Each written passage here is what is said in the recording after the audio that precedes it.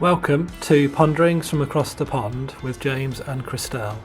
This is episode 6, and that is part 2 of our conversation about ADHD and Christelle's story. We pick up the conversation as I ask Christelle about her thoughts and opinions on medication and ADHD. We hope you enjoy the conversation and look forward to your comments and questions about it afterwards.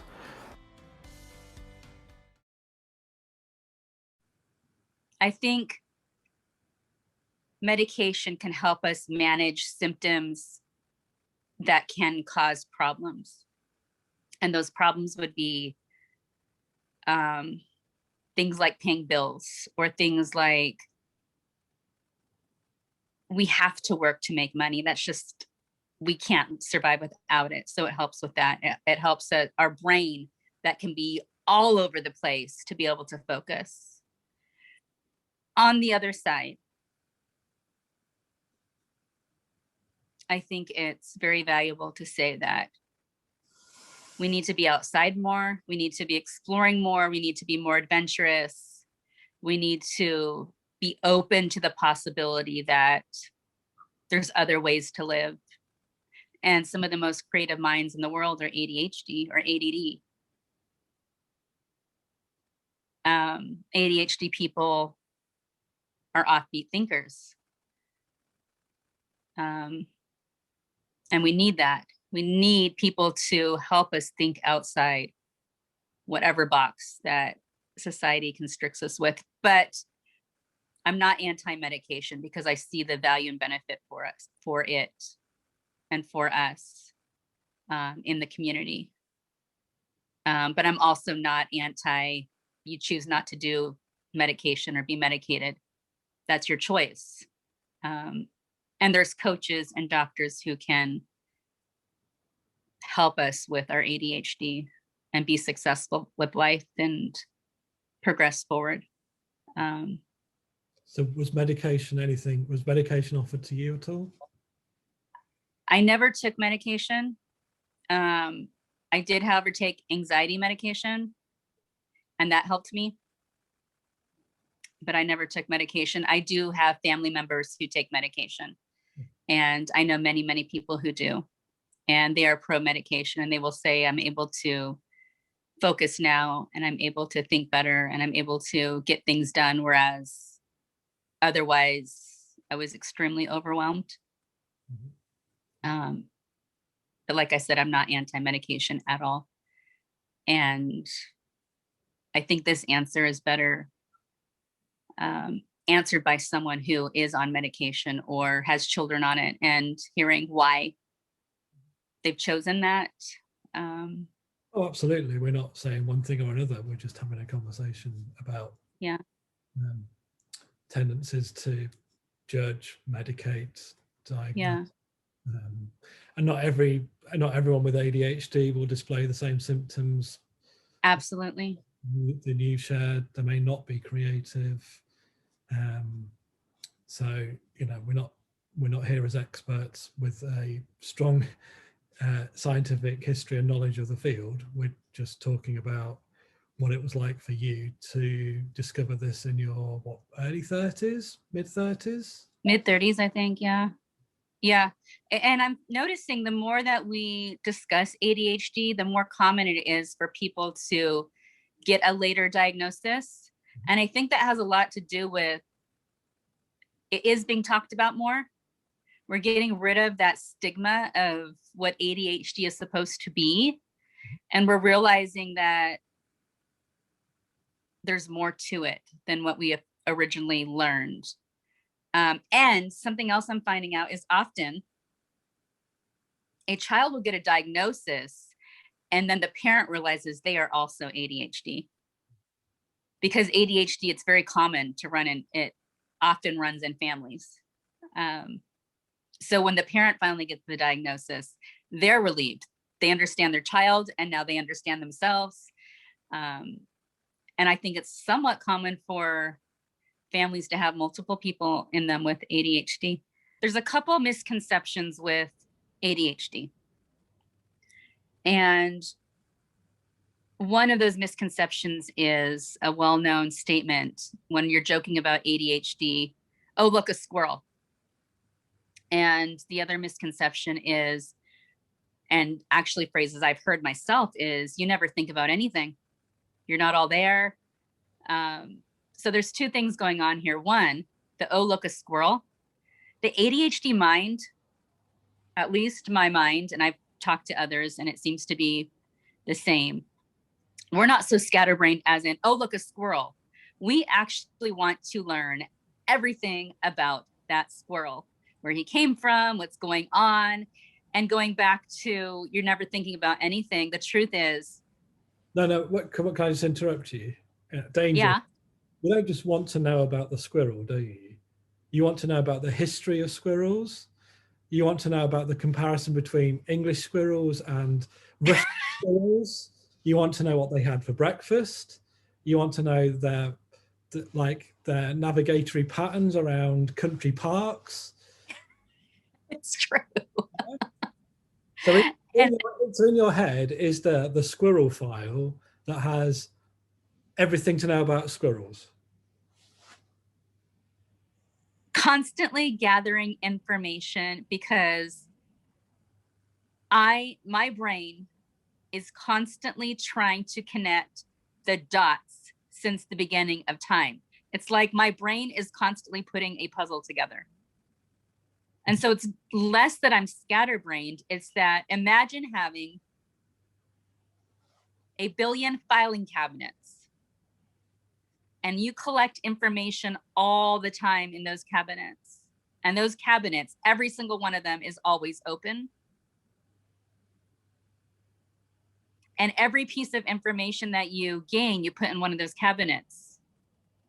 And you're constantly connecting the dots. And that's actually what's happening, at least in my brain, at all times.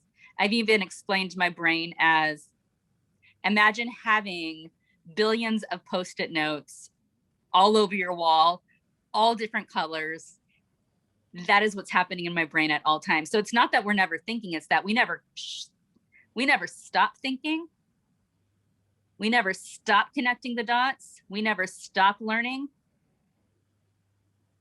And by the time I actually verbalize what I'm thinking, I've already had a billion other thoughts.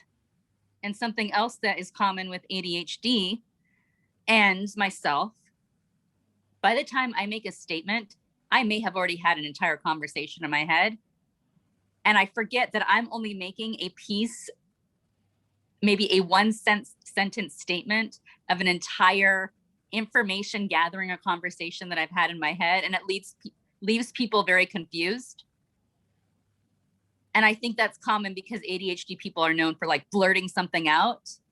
And so to explain what actually might be happening in someone's head is you're super excited about something you learned. And it's not that we want to, again, misconception is we're constantly interrupting, we're rude, all this. It's actually, we're so excited about what's in our head, we don't want to forget it because we know we're going to forget in 2 seconds. So we need to blurt it out right now. And it's less about being rude and more about wanting to share something we're excited about. And I know I've learned to stop myself from interrupting as much as I used to, but I still struggle with that. So I'm saying all this to try to explain some of the misconceptions of, oh, look, a squirrel. You're always the information gathering that's constantly happening, and the misconception that you're just in your own world. Totally, sometimes I am, but there's a billion thoughts happening in that world and a lot of stories happening. And aren't we all in our own worlds at times anyway? Yeah. Let me ask you this too. What is it like to be dating someone with ADHD? And what have you discovered? What have you learned? What is your experience like? The best thing overall about dating you is that you're aware of your ADHD. So it's not that you have ADHD, it's that you're aware of it. And so you don't blame how you are for it. you preemptively say, it's my ADHD brain doing a thing. So it's because you're self-aware in so many things, which was my beginning question of what have you learned about yourself in the last 10 years? It's that you understand who you are. And so relating to you in a relationship is actually really easy because you're an acceptance of who you are. And yes, we're always still learning, but to be an acceptance of this is part of who I am. Christelle has ADHD. ADHD is part of you. Whatever phrase is healthy to use in regard to you and ADHD. This is who you are. This is how you think. This is how you react. This is how you behave in terms of being enthusiastic. This is how you process. So what I understand is that when we start something, what I always know is if I was to say, look, here's the proverbial squirrel, I know that we can still be talking about squirrels an hour later. And it's fascinating because it could be Roman history of Britain, and we've researched the Roman history of Britain for now, and we've read Wikipedia, and we've done 15 YouTube channels, and we've done so and so's walked around Stonehenge and blah, blah, blah, blah, blah, blah, blah. We've done that for 2 hours because you've become interested in it. It's something I've probably never learned about, and we go on a journey of learning. And it's not that you want to have a hobby in Roman history of Britain and let's do this for like 9 months. It's like, that's really interesting. I want to, Filofax is open, filing cabinet is open. It says Roman history of Britain.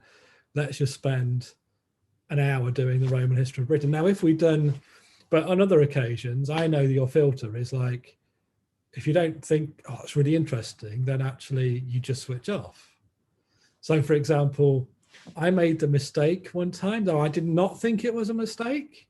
I thought Christelle might like this.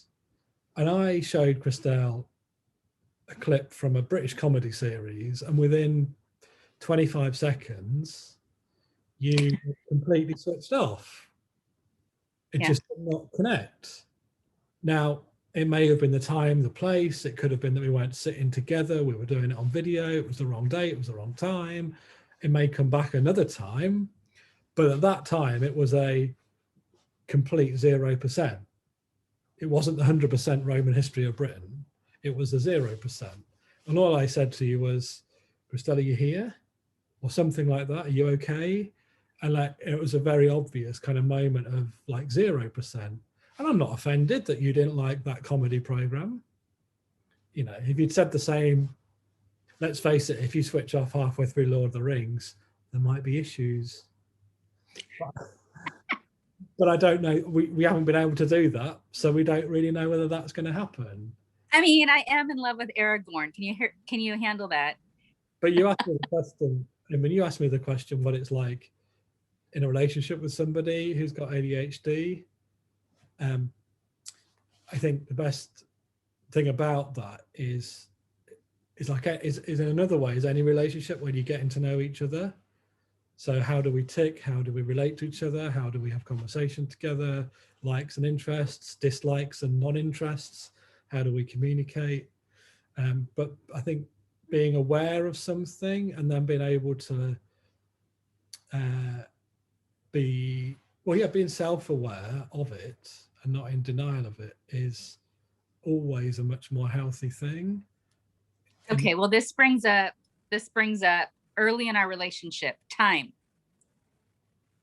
Because another common statement about ADHD is our relationship with time. And I remember early on, I was late to many, many date nights. And early on? Okay, still. And so here, this is good we're talking about this because this is so common with ADHD. We're constantly late. And again, ADHD people are rude. They can never be on time. They're super disorganized. What has probably happened is we got so involved in something, our mind went down a complete rabbit trail and we lost track of time. By the time we realized it, we are shocked into, oh my gosh, I'm late. We arrived to our destination and we're extremely embarrassed and super ashamed and we tend to apologize over and over. I'm so sorry. I didn't mean to be late. This is what happened.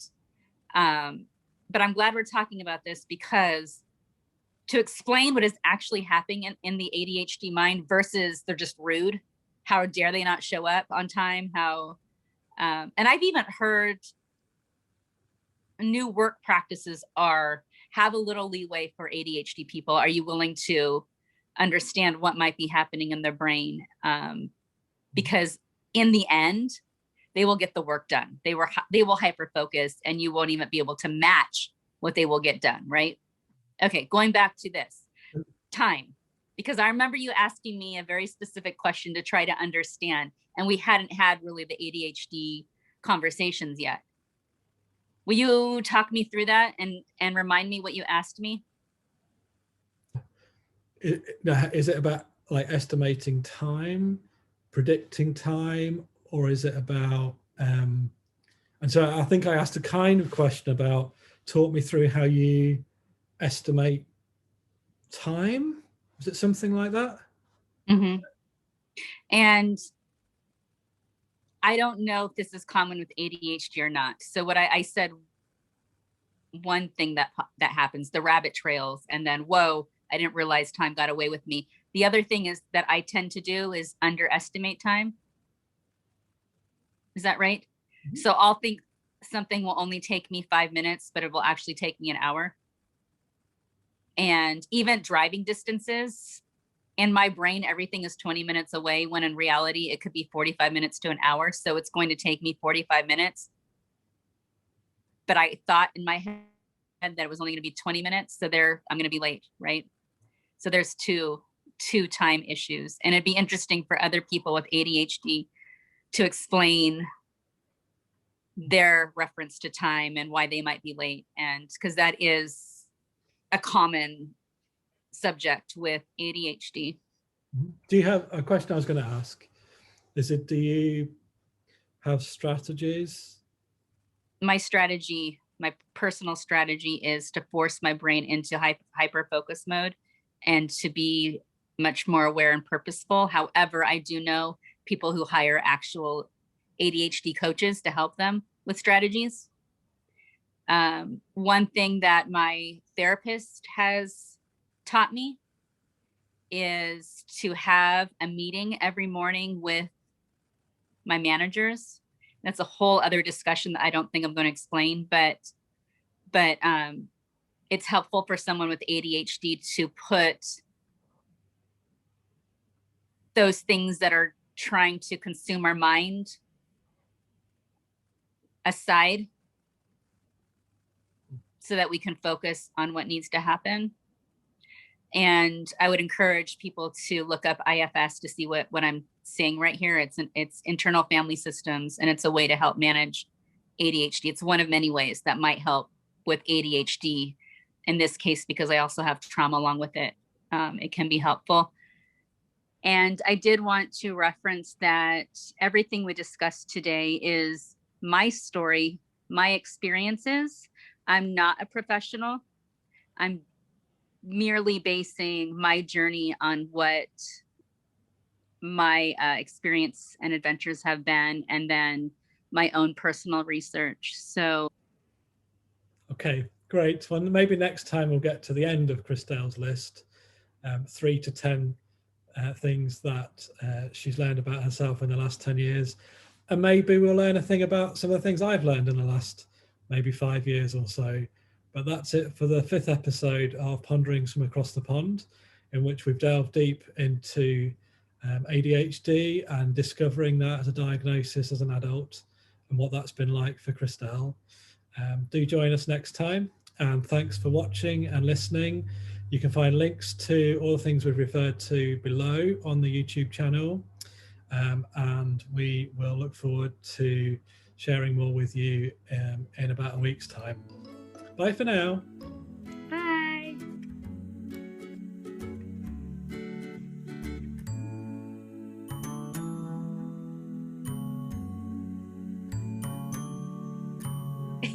Well, if we're into 100% Aragon, then when that Halifax opens, we're in for, not connecting obsession. We're into Viggo Mortensen's Wikipedia page. We're entering his fan club. Blah blah blah. But I know that Samwise Gamgee will be 0%. Pretty much, yeah. And the real question is, am I an elf, a hobbit, or which Lord of the Ring characters are you, James? I have no idea.